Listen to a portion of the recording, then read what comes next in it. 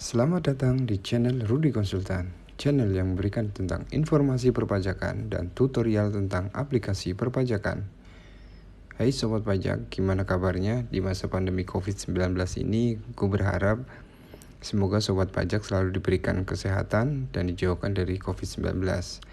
Di video kali ini gue mau ngebahas yaitu tentang bagaimana caranya membuat user admin ataupun user penginput untuk di aplikasi e-faktur.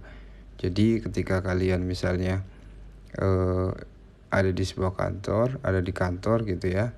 Nah terus misalnya user adminnya adalah direkturnya yang bagian approval atau manajernya yang bagian approval.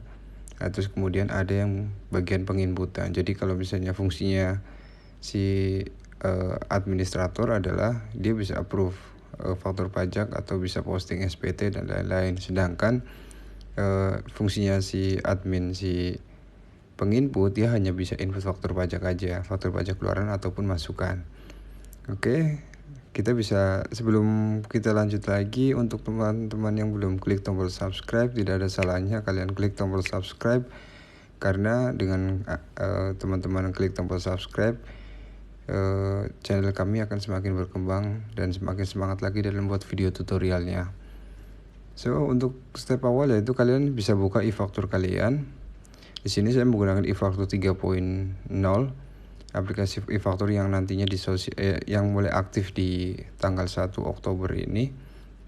Untuk teman-teman yang belum update aplikasi e-fakturnya, kalian bisa klik link di atas dan ikut tutorialnya, yaitu cara update e-faktur dari 2.2 ke 3.0. Dan di sini untuk langkahnya, kalian bisa setelah kalian buka e-faktur, terus kemudian kalian login, terus kemudian kalian bisa masuk ke referensi. Terus di sini ada administrasi user. Nah, di sini saya tadi udah sempat coba yaitu bikin user administrator. Di sini saya ada penambahan user administrator. Kalau misalnya di sini kan administrator yang awal adalah ini, terus kemudian yang tadi barusan saya buat adalah ini. Dan kalau misalnya anggap misalnya ini yang namanya Rudy ini udah resign atau apa, kalian bisa rubah juga di sini, ubah user, misalnya ganti nama Andi gitu, Andi, terus kemudian hartolnya tetap boleh, terus passwordnya misalnya kalian bisa rubah juga ke misalnya 1234 gitu, 1234. Oke, habis itu tinggal daftarkan user, update user, sukses. Nah di sini adalah yang fungsi untuk administratornya atau admin ya, yang fungsinya yaitu untuk approval, terus kemudian lapor SPT, posting atau apapun itu fungsi di administrator. Sedangkan di sini ada tambah perekam itu sendiri, yaitu untuk yang bagian perekaman faktur pajak, katakanlah mau input faktur pajak atau mau buat faktur pajak. Jadi agar dia tidak tahu bahwa ternyata income itunya berapa gitu, jadi dia hanya tugasnya untuk merekam faktur pajak, tidak wajib melaporkan. Nah ini kalian bisa tambah di sini, misalnya nama usernya, dan ini untuk nama user itu sendiri bebas ya, jadi bisa banyak gitu, jadi bisa lebih dari 2 atau 3 gitu. Nah di sini misalnya nama usernya Linda gitu, terus kemudian nama lengkapnya Linda juga ya, terus kemudian passwordnya saya buat 123 dan ulangi password 123. Nah kemudian kita klik daftar user, register user, sukses. Nah di sini untuk yang pegawai dan nanti statusnya pegawaian, ini administratornya ada 2 dan ini pegawai 1.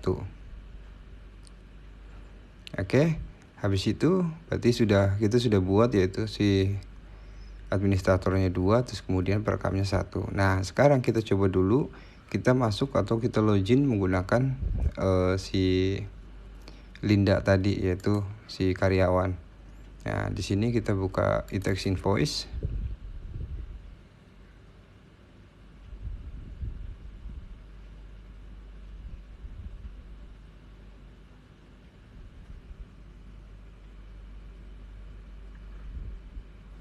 Tunggu ya teman-teman, loadingnya agak lambat. Untuk teman-teman yang ada problem dengan perpajakan, kalian bisa komen di bawah, atau mau request dengan pembahasan tentang perpajakan, kalian juga bisa request di bawah. Di sini ada text error, kita abaikan aja nggak apa-apa. Kemudian kita connect. Nah, di sini untuk user, nama user kita mau login menggunakan yaitu si pegawai ya tadi yang barusan kita buat, yaitu Linda, dan passwordnya 123. Nah, ini berhasil login.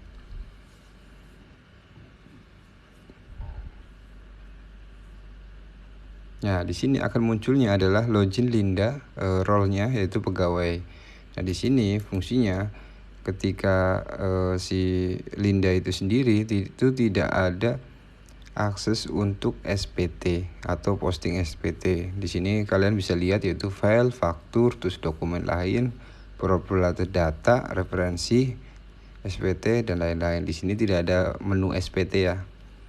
Dari yang kalau yang administrator kan di sini akan muncul SPT, yaitu kalau pegawai itu tidak ada, dia tidak bisa upload SPT ataupun kalau manajemen upload dia ada. Nah, manajemen upload itu sendiri juga cuman log aja, upload log. Jadi dia tidak bisa update juga, dia hanya tugasnya untuk merekam faktur pajak. Oke, sampai sini dulu yaitu tutorial cara penambahan user administrasi atau administrasi user di e-faktur. Terima kasih sudah menonton dan sampai jumpa.